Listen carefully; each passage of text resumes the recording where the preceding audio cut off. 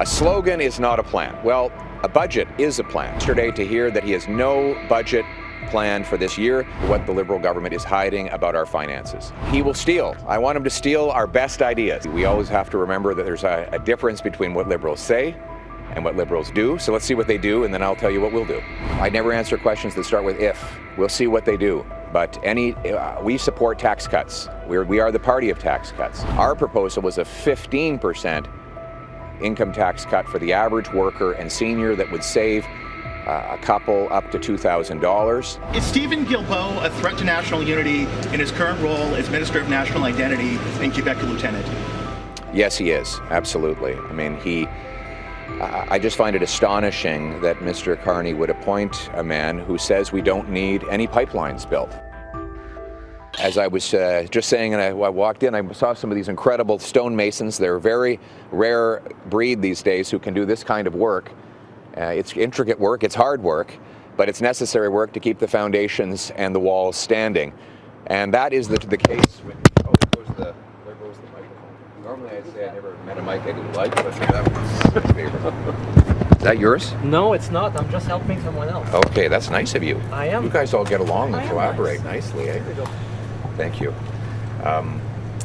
That's the kind of intricate, hard work that we have to do as parliamentarians to protect our economy, and that takes a plan. A plan to reverse the Liberal housing crisis, a plan to reverse the Liberal inflation crisis, a plan to reverse the Liberal jobs and economic growth crisis, a plan to stand up against American tariffs. And that plan always comes in the form of a budget. A budget determines and informs Canadians of the size of the debt and the deficit, of the future interest rate and inflation costs, of the tax policies that determine whether companies hire or fire employees, of the laws that allow us to or block us from building major infrastructure projects that will create jobs and make us more independent from the Americans who are threatening us with tariffs. Now, Mr. Carney said during the election campaign that he had a plan. And he took great delight in saying that a slogan is not a plan. Well, a budget is a plan. And if he does indeed have a plan, if he does know what he's doing, then he would introduce a budget so that Canadians know exactly what the finances are. We were very disappointed yesterday to hear that he has no budget plan for this year. This makes it the longest period without a budget since the 60s, the first time there has not been a budget outside of COVID in over 20 years. Extremely unusual. It'll send a bad signal to investors and ratings agencies, and a lot of people will wonder what the Liberal government is hiding about our finances. And so we're here with solutions. I'm proposing offering the Prime Minister to sit down with him and propose conservative solutions that we hope that he will steal. I want him to steal our best ideas. That includes cutting the bureaucracy, consultants, foreign aid, and other wasteful spending to bring down deficits, inflation, and taxes. We want a real income tax cut that rewards hard work, axes the federal sales tax on new homes to promote more building and lower costs, and stand up against American tariffs with lower taxes on Canadian investment and by repealing all of the anti-energy policies like C-69, C-48, the energy cap, the electric vehicle mandate, and unleashing our resources so that we can become the richest country in the world.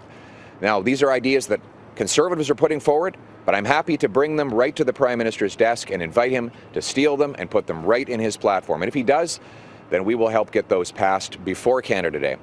So let's work together, let's have a real plan, a real budget, and let's bring it home. If the Liberals do not put forward a budget, they don't indicate that they're going to do that in the coming weeks, will you support their tax cut? I have to see what they're proposing. They, so far in the election campaign, they proposed a very small, very, very small savings. We think it should be a big savings. Canadians are vastly overtaxed after the last decade of Liberals.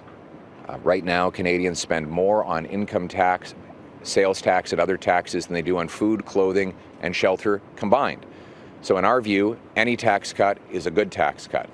But we always have to remember that there's a difference between what Liberals say and what Liberals do. So let's see what they do, and then I'll tell you what we'll do.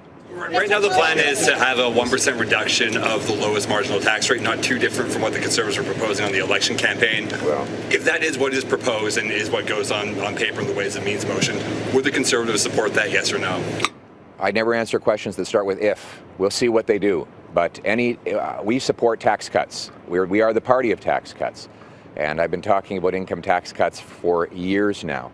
Our proposal was a 15% income tax cut for the average worker and senior that would save a couple up to $2,000. And we think that is the right way to go. But we'll always work with other parties to cut taxes for Canadians because we believe that a dollar left in the hands of the person who earned it, including all of you, is better than a dollar in the hands of the politician or bureaucrat who taxed it. Is Stephen Guilbeault a threat to national unity in his current role as Minister of National Identity and Quebec Lieutenant? Yes, he is. Absolutely. I mean, I just find it astonishing that Mr. Carney would appoint a man who says we don't need any pipelines built. The Liberals went around the country pretending they had changed their minds about pipelines after 10 years of blocking them. But now one of Mr. Carney's top ministers comes out and says we don't need any more pipelines, and that he would work to block those pipelines. He wants to block road construction. He's against nuclear power. He's against all forms of economic development. And that will be bad for the entire country, to be clear, but especially antagonistic to the resource-producing provinces like Saskatchewan and Alberta, who rightly feel that they have been mistreated by this lost Liberal decade. So what we see, we have Mr. Guilbeault, who wants to block resource development. We have Sean Fraser, who created the immigration crisis and then the housing crisis. A new housing minister yesterday who says he doesn't want housing costs to go down. Presumably he wants them to go up, like they did when he nearly tripled them as mayor of Vancouver. So what we're seeing is that in the last 48 hours of this Liberal government is looking a lot like the last 10 years of the Liberal government. What we need is a real change, a change so that we can bring home the country that we knew and loved, so that anyone who works hard gets a powerful paycheck, they can live in a nice, affordable home on a safe street, and we as Conservatives will work with anyone to bring home that Canada.